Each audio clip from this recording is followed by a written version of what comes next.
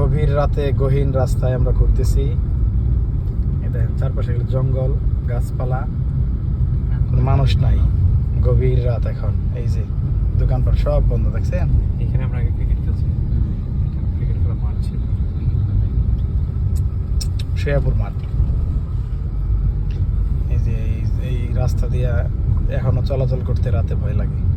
ফাঁকা রাস্তা।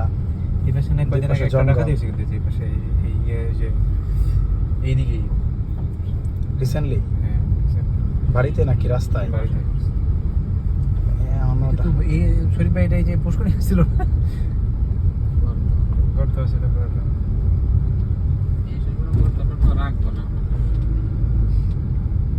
ভবিষ্যতে পানি যাওয়ার কোনো জায়গা থাকবে না, কোনো রাস্তাঘাট। এই জন্য তো মনে বন্যা হলে না সমানে মনে করো ওইদিকে পানি আমগো গাছে করে উঠে যাবে।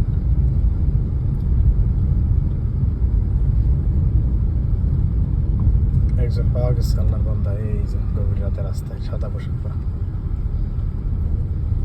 ভূত